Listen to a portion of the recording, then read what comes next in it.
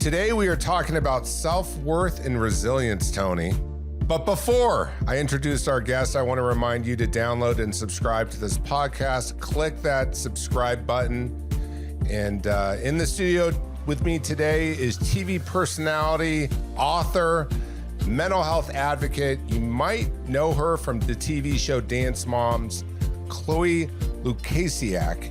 And we'll get into if she wants to be known as being that girl from Dance Moms and how hard it has been to transition out of that. But thanks for coming in. Thank you for having me. And you got off a flight. You woke up at 4 a.m. New York time. Yep. Flew out here. Yep.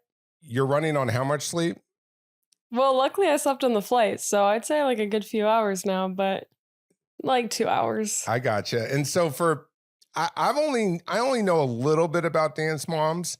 You know, they kind of show the highlights. Right. I find sometimes even with Dr. Phil, people will be like, oh yeah, I know Dr. Phil, but then they maybe haven't watched a full episode through, right? Mm-hmm. And explain what Dance Moms is. What is this show that you were on? Dance Moms was a competition show. So I was with my team. There was 8 of us all together, and our moms were also on the show, and then our dance teacher was on the show. And every week we would learn a group number and maybe a few solos or duets or trios, any number of dances, and then we'd drive to the venue and compete that weekend and then drive home. So I was working every day but Monday. It was crazy. And was this something you wanted to do? Or you don't know? You start at 9, right? I was 9. So it became really normal to me really fast. I assumed everyone's life was like this, which it's not. But to me, it was normal. And looking back, what was the experience like? Honestly, I'm of the mindset that you can only, you can't regret anything because you can't go back and fix it. So I'm just grateful that it turned me into the person I am now. Definitely have really thick skin, and it gave me a lot of the opportunities I have now. So I'm grateful for it. It was rough to go through, but I was just in survival mode when I was going through it. So I wasn't really thinking about it. It was just survive the day. And now I look back and I'm like, that was a lot at 9. I'm sure that must have been cool though. To be on a show at 9 years old, yeah. I feel like that was every kid's dream, watching Disney Channel or watching some type of show where I wish I was on a show at 9 years old. I didn't know how that would have happened, but I'm sure that was cool. It was cool in certain aspects, but the thing is I don't even think I really understood I was on a show because, I watched television and I wanted to be on Disney or whatever, but I don't think I realized that I was on a TV show that aired every single week that lots of people saw. I was I would go to school from 7 to 3, and then I would go to my dance studio from 4 to 11, and then I'd stay up doing homework and rehearsing. And why did that experience help you grow thicker skin? My dance teacher was not the nicest to me, so I felt that it was kind of a negative experience. Do you feel like on those types of shows, such as Dance Moms, do you think people's personalities are exaggerated so that they can get a better TV moment? Or do you think it's just overall you were just treated not in a way you wanted to be treated? I mean, yes and no. Her specifically, no, it wasn't. That's who she is. Yeah. But other people, yeah. Other people, I would see how they would act on the show, and I'd be like, that's not... you just acted different 2 seconds ago, and the cameras weren't rolling. I'm a little bit confused right now. And like I said, I didn't know I was on a show, so I was just being myself constantly. So when you have kids, do you have plan to have kids one day? I don't know. We'll see. Let's say you did. Okay. Let's say I did. And let's say there's an opportunity to go on a competition reality show of some sort. Mm-hmm. And the opportunity is there. They're like, your kid is a star. This is a perfect opportunity, and your kid loves whatever it is. Mm-hmm. What decision would you make now going through that experience? I would talk to my kid. I mean, it would be hard for them to probably grasp the what it could be. when they're so young, but I would definitely explain what the experience would probably look like and how it would benefit them and how it would hurt them, and I'd leave the decision up to them. So you'd still you would still, if they chose to, if they felt like it was the right decision for them, then at that point I might be like, maybe not, but I at least give them the opportunity to be like, yes or no. Because isn't every kid kind of excited and doesn't know Yeah. what to do? And if anything, at a certain point, if we all as kids got to decide what we wanted, our parents wouldn't really be parents, right? We would Right. we would end up running the show. Right. So what are the downsides that you've seen? Because a lot of people enter this, a lot of people think they're going to be the next star. Right. Right. And then they go through a really grueling process. And what have you seen as kind of the consequences in people's lives having their lives aired out on television? I can't really speak for everyone, but for me, I know it has an effect on me more now than it did back then. Like I said, back then I was in survival mode. I wasn't really thinking about it. And now it has affected my mental health. Tell me how.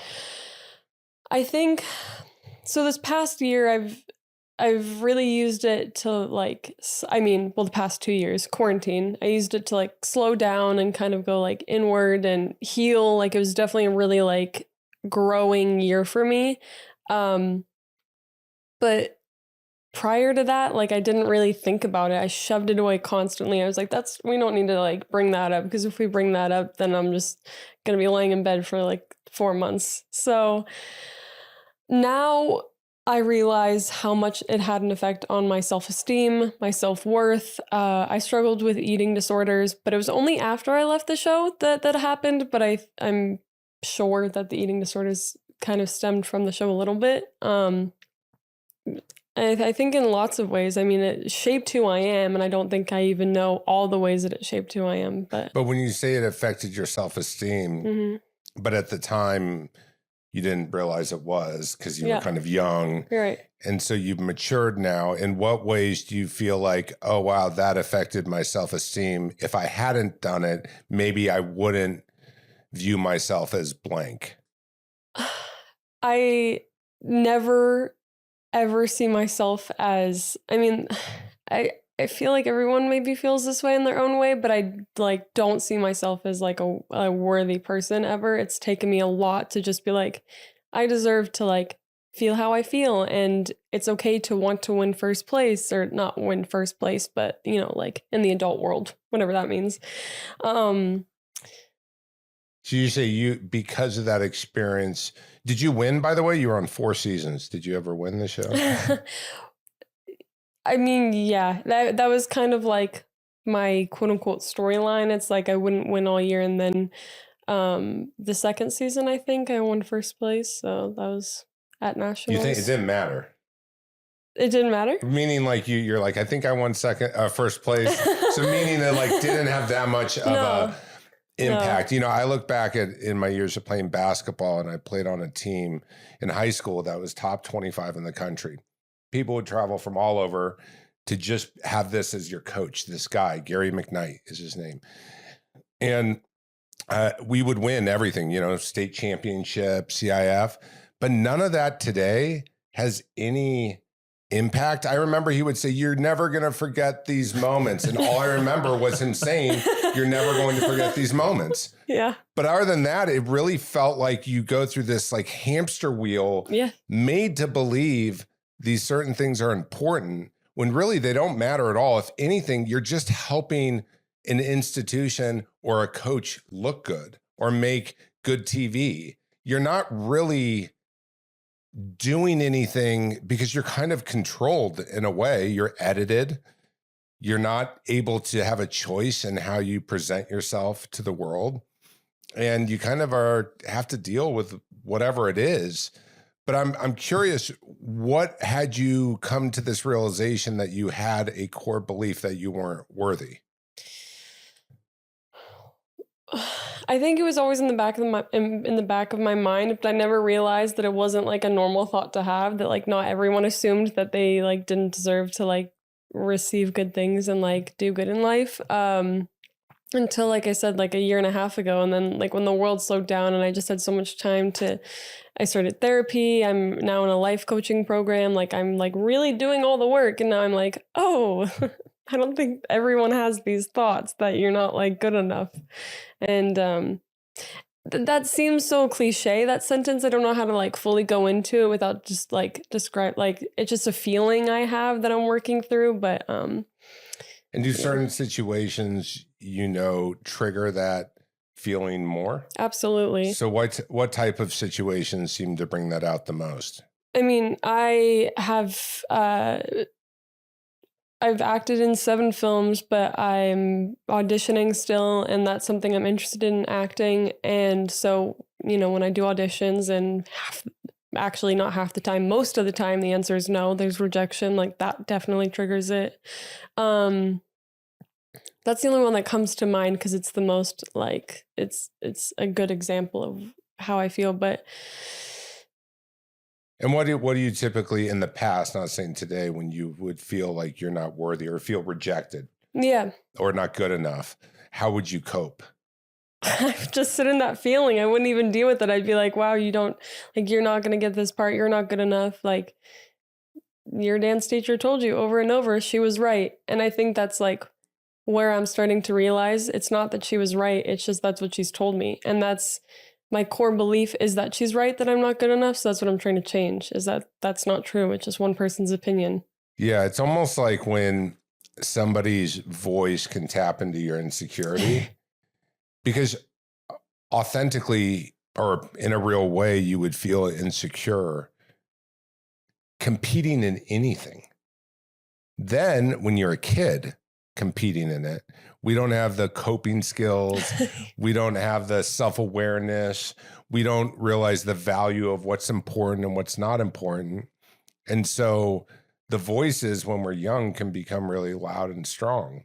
Mm-hmm. And it sounds like the main Abby, Abby was the kind of the voice that would keep beating that into your head. Mm-hmm. And at a certain point, you started to kind of believe it? Yes. I always everything happens for a reason, and I went through it at the age I was supposed to, but some part of me does wish I could experience it as someone who's older, because I feel like I would go into it with such a different mindset. Like now anyone can say anything to me and I'm not bugged by it because I know my truth, and like that's their opinion or they're projecting or whatever. And so I wish I could go through it and not have little 9-year-old me like have this someone else's voice become my own thoughts, because I feel like I would just go into it so differently now, because it's true, like her voice did become my thoughts for so long, and longer than I even realized.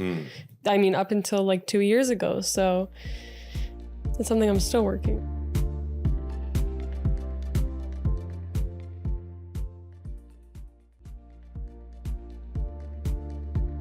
What has worked for you in terms of shifting the voice?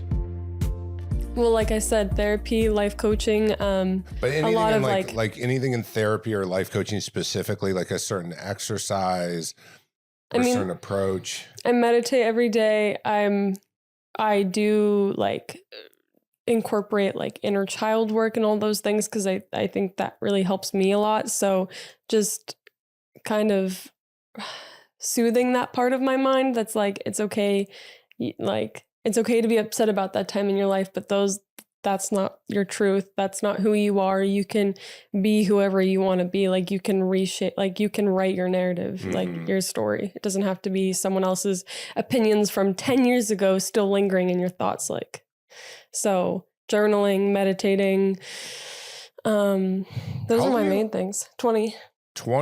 Yeah. You're starting this all really young. I know. A lot younger than a lot of people. I mean, has it been difficult to find peers around 20 years old that are into the same thing of meditating and journaling? Well, not as hard as, because we're in LA. So there's a lot of people I feel like who How do you find these people? I don't know. They come to me. Attraction, the law of attraction. Okay. Yeah. So did you change your friend group once you started realizing these things? Yes. Or was a friend group kind of difficult for you because you spent so many years in the public eye? I've always had, not always, but I did struggle with friend groups because I had like a built-in friend group when I was on the show. We were together every single day. And then I left and I was able to make friends easily. And then it was like, as I got older, I got a little bit more picky, which I think is a good thing. And now I'm like really selective about who I let in my life. I'd say the past almost year, I've lost a lot of friends and I'm so happy about it, honestly. Like everyone who isn't on the same page as me or doesn't respect me the way I respect them, or who doesn't, which is a huge thing for me. Like I have to respect people who are in my life, which I think is a given. Not a lot of people realize that that's important. That part. Yeah. That's true. I mean, I can relate to you because it's like one of those things where it's like you keep certain people in your life that are going to like lift you up, but the rest of them who are just like, who are just like saying things behind your back or who are like putting doubts in your head. It's like, let me just get those people out. Right. And it feels so much better. It feels so much better. And if you get that negativity and the like all those toxicity like away from you, then you realize there's so much freedom now to like focus on what you want. What's an example would you guys say of toxicity in terms of like when you see friends do blank, it's a red flag. When they do blank, it's time that we lose them as friends. Is there any characteristics? When they question your success, that's one big part. What does that mean? I've had certain friends where, like for some reason, or not for some reason, but I got a brand deal and they didn't. And they questioned it like, wait, why are you getting that? Yes. Like I have more followers than you. Like I didn't get that email.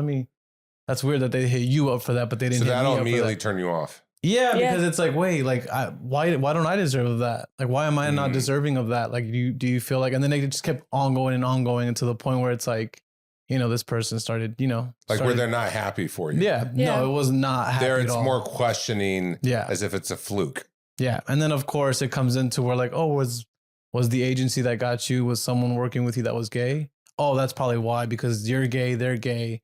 It goes in hand. You guys are just looking out for each other. It was very just toxic. It was nasty. It was like nothing that I did or nothing that I was awarded was for me. It was like, it was something had to be in the background that was happening that I got that. Like it wasn't, you it wasn't couldn't be worthy enough. Yeah. It sucks though. It's like people like that. It's like you cut them out and it's like, oh, those voices aren't in your head anymore. Right. And it's nice. Yeah. You don't have to.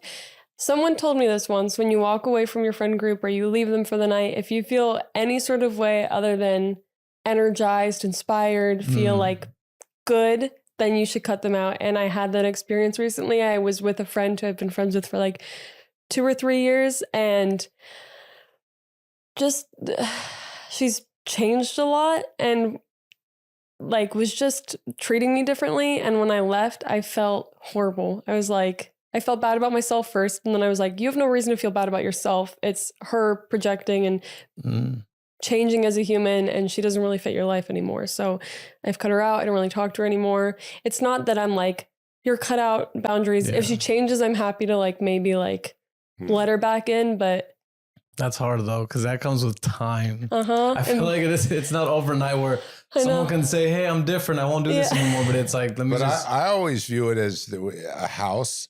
There's people in the kitchen or the bedroom. Then there's the kitchen. Yeah. Then there's the backyard. They're not getting in the house. Then they're across the street and you wave. Yeah. Then there's the others that you walk the other way. And some people you may move from the kitchen outdoors for a period of time. And they may make it back in the house. But it really depends on. And I think it's helpful to have conversations when we care about people around what is coming up for us. I find that an important quality in my friendships is being able to have a honest, vulnerable conversation where we can share even about this connection and dynamic. And it takes some maturity because it's uncomfortable. Some people just don't want to have that conversation. And I find those are the people that I'm sometimes not as close with, because we all have good and bad days. We're going to have days when we're not ourselves. We're hanging out with a friend. Yeah. And we don't bring the best version of ourselves because we've had a rough week or we didn't get enough sleep. And so we have to be a little sensitive. But if someone is showing their character, I always think you can't change somebody's character. you can change behavior. People change their behaviors. Because if people didn't, like, I would still be addicted to drugs and non-alcohol. Like, we change our behavior. You would still be in the midst of your eating disorder. Right. And sometimes there's excuses to why we're not ourselves. But I think it's incredibly important to have conversations with those people because it teaches us a lot about ourselves. I went through many years where I wouldn't have the conversation with people, and friendships would kind of drift apart. People I really loved, because I was afraid of telling them my experience of our relationship. And sometimes when we do that, we get even closer. Yeah. Because it only takes that one moment where we feel it. You're right. And we're like, oh, you see me and I see you. Right. But it's like, how many times do you have to have that conversation with that person? Like, if you have expressed this to them and time after time, it happens again and it happens again and the behavior doesn't change, then would you recommend cutting someone out of your life? I think it's how we articulate what the problem is. If you were to tell your friend, Tony, I feel like you're not rooting for me to win, when you talk about why you get that, it makes me feel like I'm not good enough and I'm less than. That's different than saying, why are you always hating? And I'm saying, if you do bring the conversation to the table, then there's a truth for you where it's going to either come or go. Yeah. I just find it sometimes really hard to have that conversation because we have to get vulnerable and it's really uncomfortable. Yeah. And sometimes it's easier just to say, well, they did it again. Yeah. But the magic for ourselves is being able to have that conversation. That's really brave, but it's hard as hell. Yeah. Yeah. You know, I mean, you're both younger than me, and I've been through, you know, I'm twice as old as Chloe, which I can't believe I'm twice as old. You may be the youngest guest we've had here. I think she is the youngest guest we've had. But she's also fairly enlightened because most of the guests who come in aren't meditating and going to therapy and working with a life coach. So, I mean, you're going to have on this trajectory of what you're doing right now. And I think the experience you had at a young age makes you better in having empathy. It probably got you to a place at 20 years old where you're doing meditation and where you're doing therapy. Some people are resilient enough to say, okay, I need help. Something's off. And some people will take what happened in their childhood and they're going to be a victim and they're going to stay a victim and they're never going to change.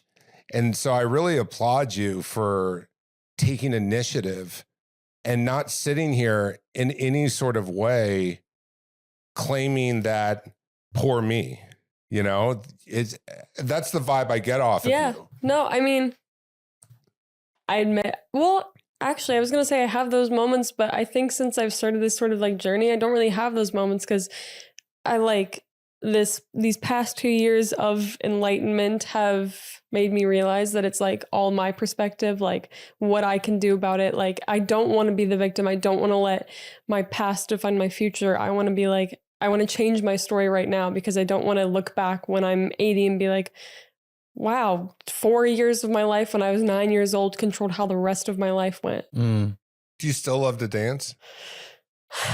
My relationship with dance is kind of tricky since the show. I dance when I want to. Because you're a phenomenal dancer. Thank you. Thank you. Well, clearly, I mean, if you're on a show for dancing, even if you're not like the number one, it's superstars. That's what people choose to be on television, is the best possible dancers. Maybe they'll choose a few people with bad personalities for bull and china shops, right? Or have a mom who's going to be a bull in a china shop. But overall, like, you're a great dancer. So, but your relationship to dance changed. Do you want it to be how it is, tricky and complicated? I'm okay with how it is. I have had a difficult relationship with dance my whole life. Like, growing up, I never even knew like if that's what I wanted to do or if I was just kind of accepting it because it seemed like the only possibility coming from Pittsburgh with like no real idea of what I was going to do. So I'm okay with where it is because it's like when I get that urge, there's a dance studio 5 minutes from my house. I rent So when out. was the last time you danced? 2 months ago. I just rent out the studio for an hour. I go, I get it all out, and then I'm like satisfied for a while. Yeah. So. And if you're in a club now with friends or a bar, do you dance? Actually, I dance more. I don't. Not that I'm like going to clubs, but like at the event I was at last night for the Met Gala after party, there was so many people dancing. So I was dancing along. I find that more fun, and I don't know how or why, but I'm the worst. Like just fun dance. You know what I mean? When it's not like choreographed and like really like technical. When it's just for fun, I'm so awkward, and I think it's because I have so much training that I don't know how to just be like. And you probably need a lot of space. Like for you to really get down. Look, I'm not the best dancer, but I can tell you, I don't like going out to clubs and dancing with people unless I have a lot of space. Because at the gay clubs, it's like, especially circuit parties or after hours, all the men are shirtless and all they do is basically hold each other in a circle. And you see a few people with fans yelling out fierce. Okay. But there's not dancing. And then afterwards, people go, oh, it was amazing. I danced all night. I'm like, dude, you were hugging. You moved your feet. You know what I'm talking about, right, Tony? They're not even dancing. It's the weirdest thing. And they can't hear each other. I've always thought, which I love raves. Like I love like dressing up and like going after and kind of just getting into the vibe. But a club and just going to One Oak and dancing. It's not the same.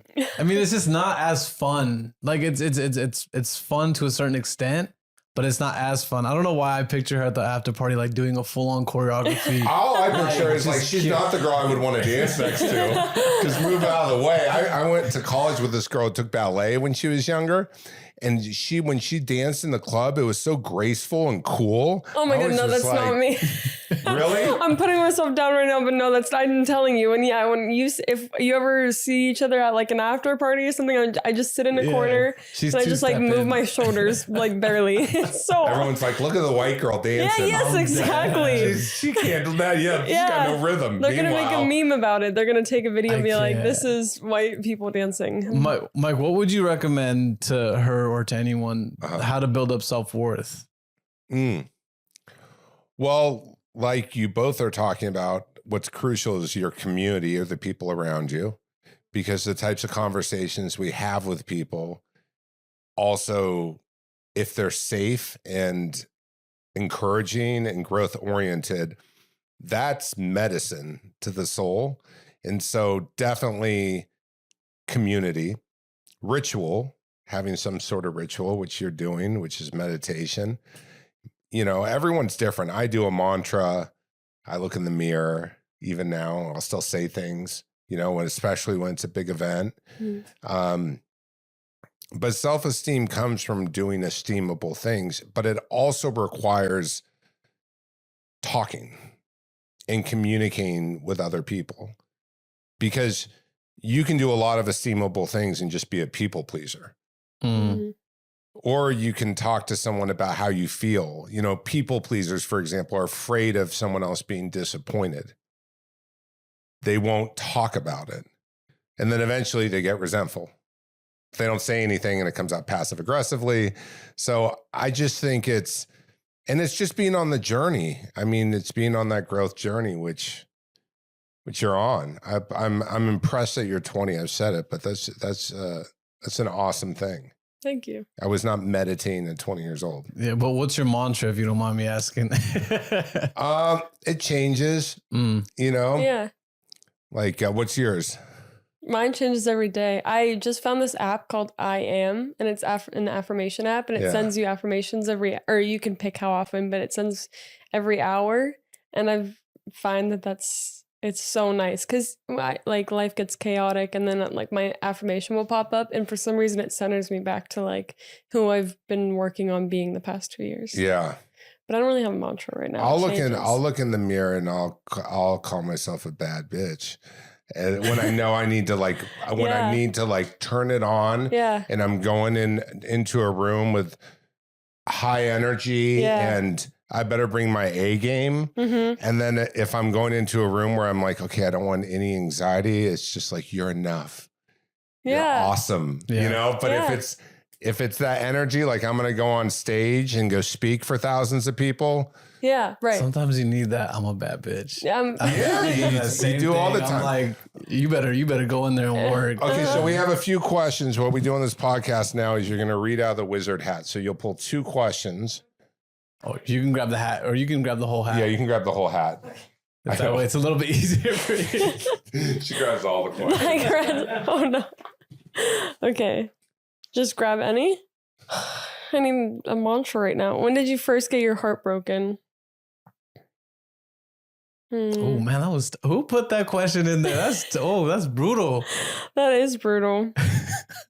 It doesn't have to be by a lover. Yeah, right. It could just be just in general. I would say I was 5. And who broke your heart? I'm gonna leave that one Oh, it's a mystery. unnamed. Yeah, but it wasn't like a lover or anything. Yeah, but it's just more family oriented. yeah, Gotcha. it was. I felt like I grew up and I was suddenly 30. I was like, oh, this is how life is. So that's why I'm meditating at 20, because I was 30 at 5. Yeah. Got it. Another one? Yeah, Good, that's okay. another question. Let's see. What do you I'm laughing because what do you think is the sexiest thing about you in others? I think this is something I need to work on because I just found that funny at first. I think we could all answer this question too, by the way. So we'll yeah, you answer guys it. go. What do you find sexiest about yourself? Yeah. Do you want to go first? Or you want me to go first? I don't want to go first. You don't want to go first? I thought Chloe was going first. Well, no, she we're going to give her some time. So, Okay. we'll, So what's the sexiest thing about yourself, Tony? I'm just going to go with my smile. I don't know. That's what I was gonna do. Oh, Why did you I'm lay it gonna out? Because I don't know, like- you're talking for. In watching your body movement, you said you basically commanded us all doing this, and then we're supposed to talk about what's most sexy, and the way you deliver, you went my smile. Okay. All right. Is you sure? My smile. Okay, Is that better? Yeah, sure. Yeah, that's good, right? All right, That's a you go vibe. next, Mike. The sexiest thing about me, I already know what you're gonna say. I would say, my. I'm not even thinking physical. Does it have to be physical? I mean, it doesn't have to be no Hmm. at all. I mean, I think the sexiest thing about me is my creativity. Okay, getting deep here. I like that. I'm gonna go not physical too, because I would say this is something I'm most proud of, but also like the sexiest thing is I feel I let others, like I really listen to other people and let them be themselves around me. Like I feel like I'm really present with Safe. people. Safe. Yeah. I feel like that's sexy. I like that. And I gotta ask before we go on to the next Yes. question. What's like been your biggest inspiration, like today, or like for the past like several months? Like, what's one thing that's been inspiring you, or what's one thing To that's kind been, of go on this journey? or motivating you just in life? What I touched on earlier, I'd rather be, there's a quote, I can't remember exactly how it goes, but something about I'd rather not be a victim of my circumstances, but like something about choosing what happens. And that's been like the biggest for me, because life can pass you by really fast. Like before I started going on this journey, like months and months and months would go by and I'd like not even really be present. I wouldn't be proud of what I was doing, and I wouldn't be like happy with who I was. And I just didn't want my whole life to pass me by and feel like that. So that's been the biggest, is just making my life the most abundant and like full as it could possibly be. Are you dating now? Why are people so weird about like saying if they're dating people, like in general? I don't know. It's like such a private thing, I guess, huh? I mean, to some people it is. To some people it is. Like if you ask me, I'd be like, I was just trying to picture Chloe's life. I'm like, okay, she's meditating. She dating someone. Are they meditating with her? I'm going to keep that one a mystery. That's a mystery. Mom. Got it. Sometimes people are, Are you dating? No, not right now. I mean, I'll date. I've gone on dates. Yeah. I think dating is when it's a little more defined as dating. And so, yeah. What do you mean? Meaning like you're spending consistently a lot of time with the same person. Like dating before you're like officially like like together. You're starting to test the waters. Gotcha. Like I would never, well, I shouldn't say never, but I have not experienced where I'm with someone less than a few months and where I'm saying we're a couple. Right. I kind of feel like it needs a little time and space, but that's just for me. Other people will move in together, within a week. I just don't have that energy inside of me. And plus you're young. So, I mean, like, I say this because you're not even 21 yet. No. Like she can't even go out and like you can't even go to like a club, a 21 and over club. I mean, I'm pretty sure you can with but that's crazy. That's awesome though. What do you want now that you've gone through this experience, you have a huge, social media platform, big engagement, a lot of people, excited about what you're doing. If you were to envision what you would like to be doing, let's say 5 years from now, what would that look like? In regards to the impact I have or just in general? Period. I'd like to be writing hopefully my 3rd book at that point. We talked about how you've written a book, I've written a book. I love writing and I want to write a fiction fantasy novel. So hopefully at that point I'll be like on the 2nd one. I want to travel a lot. I think that's what life is about, is connecting with other people and experiencing things. Just kind of doing what you do now. Yeah, kind of. And that's what I was saying earlier. Like I want to create a life that I'm happy with, and I'm not like looking towards the future. I'm just like I want to learn to be happy in the present. And that's what do you wish was different today in your life? Some of my relationships in my life. You just keeping it vague. But yeah, there are some relationships in my life that I wish were different, but it's kind of out of my control. Got it. So it's only the only thing that you wish was different is the stuff that's out of control? Yeah. Which is what meditation is for, is being happy with what you can control and realizing you can't control other things. Yeah. How long are your meditations?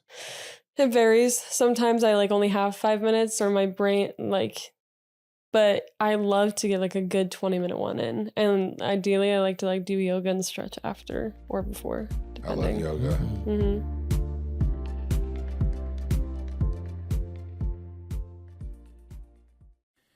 This episode is brought to you by Whoop 4.0, the personalized digital fitness and health coach. Whoop 4.0 helps you sleep better, train smarter, and recover faster. Worn by international rugby stars like Conor Murray and Anthony Watson, Whoop 4.0 allows you to optimize your performance on and off the pitch. It's the first wearable to be truly wearable, with the release of the new apparel collection, Whoop Body. Whoop Body gives you the option to come off the wrist and wear your Whoop 4.0 in boxers, leggings, and more. Go to whoop.com now and get 15% off using the code RECOVER15. I gotta ask, you're about to release, or you're going to release a video where you discuss your eating disorder. Yeah. What, can you tell us more about that? About so you made a video, correct? Yeah. So a year ago, I wrote a poem. I was in my creative writing class at Pepperdine, and it was our last assignment, and he said, write whatever you want to write about. And when I sat down, my eating disorders, I didn't even acknowledge them to myself. And I talk about this in my video, but it was like a secret that was so big in my life that I kept it even for myself. So when I sat down, like I couldn't think of anything else to write except for that. Like it was just like needing to, like, I just needed to say it kind of. And so I wrote it, and it was the first time I kind of acknowledged it. And then I shared it with my classmates, And then I decided I really wanted to share it with people because I realized I went through this experience and I want to help other people by sharing my experience. And then I released the poem on Instagram. I like posted it and people like it got such amazing support, but I realized I wasn't ready to talk about it. I realized that like finally I had acknowledged it, but I wasn't really ready to like open up to people about it. So that's kind of what spurred this year-long like journey. That's when I started therapy, and then that's when I kind of like went deeper and deeper and deeper.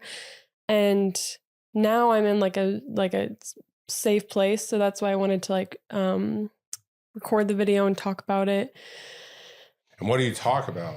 And talk about my like when it started, what it was. What like, is it? Yeah. What? So I struggled with bulimia, anorexia. I still struggle with body dysmorphia, and it like was all spread out, but then kind of overlapped. And everyone assumes it started when I was on the show, but it didn't. It actually started the year after I left the show, and that's because I wasn't working out as much. Because on the show, like I said, I worked out every single day, pretty much, except for Sundays. Do you remember the first time you threw up? No, I don't actually. I remember like I felt really numb and I didn't like, I needed something like, I was looking for anything. And so whenever I did it the first time, I realized it kind of like made me feel emotions I wasn't feeling. Like I just felt. How do you think you knew that's what you had to do? Was it because you'd heard of it, do you think? Or no, I'm always curious, like, yeah, it was, same thing with like self-harm, right? Right. It was more so because, like I said, I wasn't working out as much, so I gained a lot of weight pretty quickly because I didn't like change my eating habits. And when I was on the show, I could eat anything I wanted because I was working out so many hours in the day. And then the weight caught up to me, and instead of taking a healthy approach, I was like, I need to get rid of this right now. And my brain, like, throwing up meant it was all going to go away. And so I hate to say this because I don't want other people to do this, but I just started looking it up and like researching and, going on anything I could find. And unfortunately, trust me, you're not giving anyone tips. I know they already knew that. I know, yeah. But I didn't think there would be, because I was like, there's no way people are going to talk about it and not think that people are going to do it. You know what I mean? Like if they're looking for like advice or tips, like why would they post or how about not it? To be bloated after you do it. Right. And yeah. So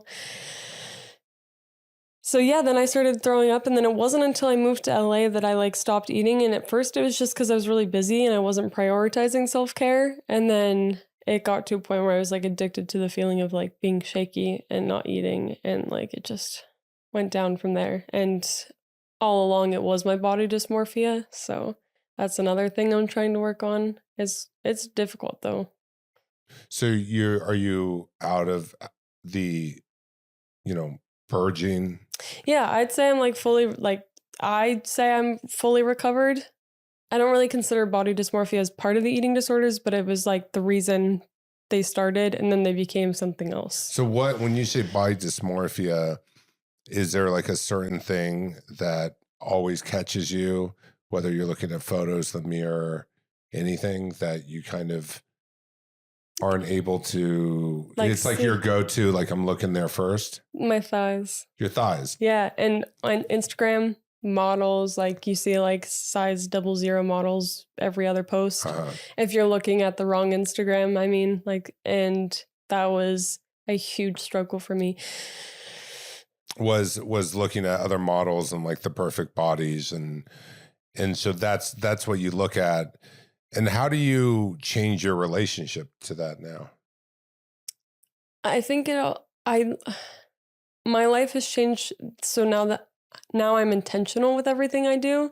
So when I eat, I like acknowledge that I'm just eating to fill myself up because it's healthy, and it doesn't like, instead of like being on diets or like, I don't engage with any of that now. I just listen to like what my body wants, what I need to do. I try to move my body like every single day, but like in regards to eating, I think all this diet culture stuff is BS. Like I don't engage anymore. So I just like listen to what I need and what I want to do. And my relationship with food has changed so much. That's awesome. Yeah. I can relate to the thighs. Really? I don't know if you remember when I first started like coming around and like actually like we started working together. I never wore shorts. You wouldn't wear shorts for the Me first like neither. 6 to 9 months you worked here. I don't think you wore Did not shorts. wear shorts Ever.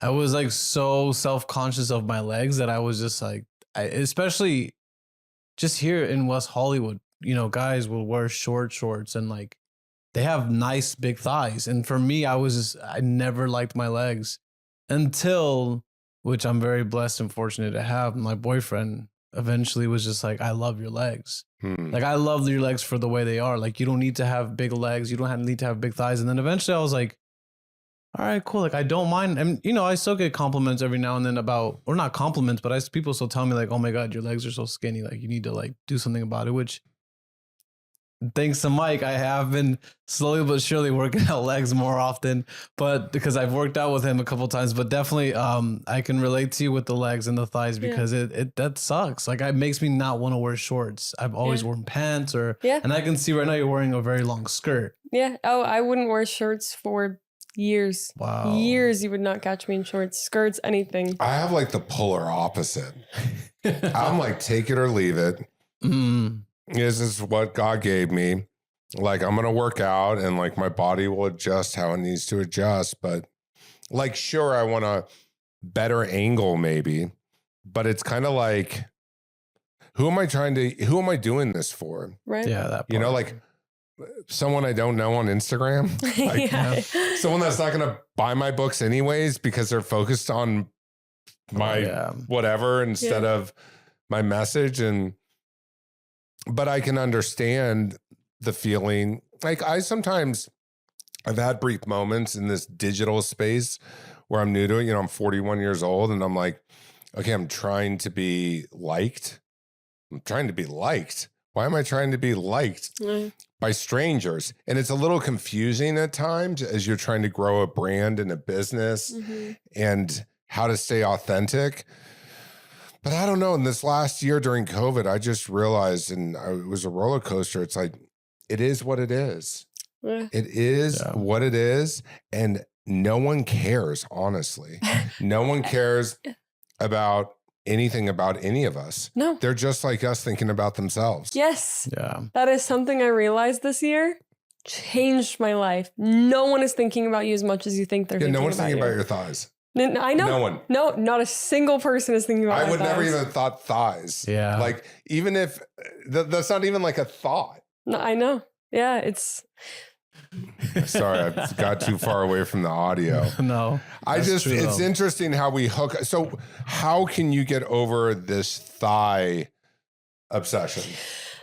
So for the past year, I've been taking myself to a neutral point. That's how I feel. Instead of thinking about my thighs constantly in a negative way, I know I'm not going to be able to look at them and be like, I love you so much. Good job. I just like take it to a neutral point where I'm like, I'm not really going to look at you. I'm not really going to think about you. I just accept that you're there. I appreciate all the work you do for me.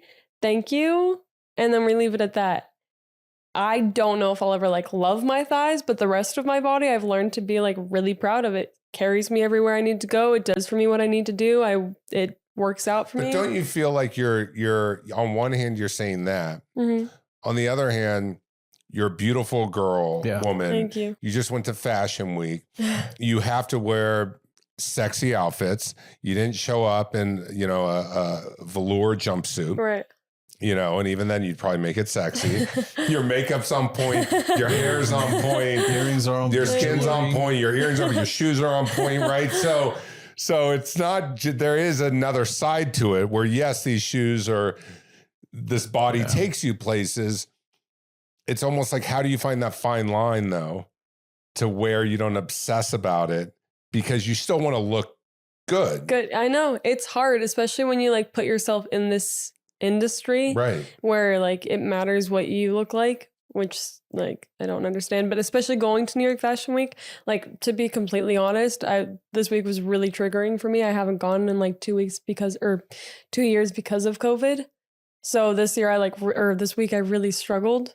And so it's hard. Like you're right, the line is so fine because it's like, where do I worry about it because I have to, and where does it just stop because it's like I can't do anything. And how about do it. you define it authentically for you and not compare yourself to others is the key, right? Right. Do you compare a lot? I used to. Like at Fashion Week this past week, did you compare a lot or no?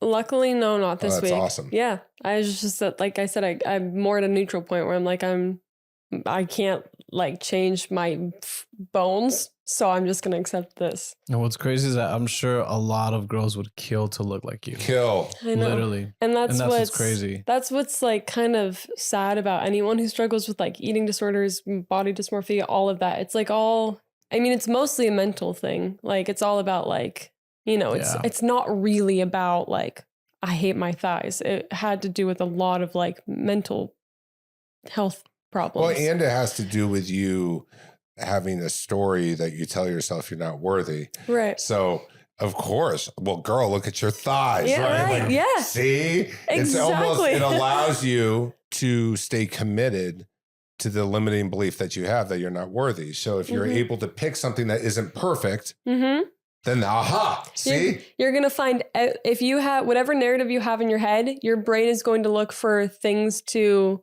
like evidence. Like if you have in your head that you're not good enough, my brain is going to look for every piece of evidence it has that I'm not good enough. Absolutely. That's why like mindset is so important. And that's why this past year has been so pivotal for me. Cause I'm like, I just fake it till I make it. Life is positive. I love life. I get all the things I want and then it's starting to come. Yeah. Well, we appreciate you being so honest with us, Chloe. Where can everyone find you? Chloe Lukasiak on Instagram, YouTube, everywhere. Social media. So how do you spell Lukasiak? Lukasiak.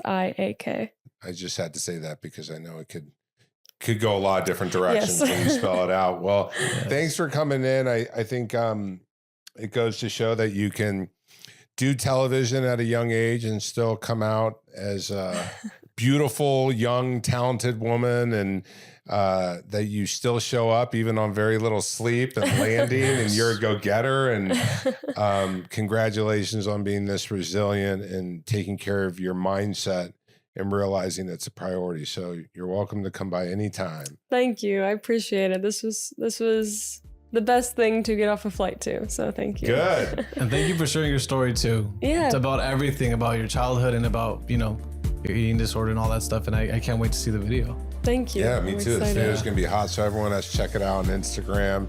And if you're still with us on this podcast, make sure to click to subscribe, rate this podcast, send Chloe some positive messages, and until next time, keep it magical. I hope you guys like this video and subscribe to my channel, and don't forget to hit that like button down below. But yeah, I hope you guys enjoyed this, and let me know in the comments below what else you would like to see. I hope you guys like this video. Thank you so much for watching. Bye.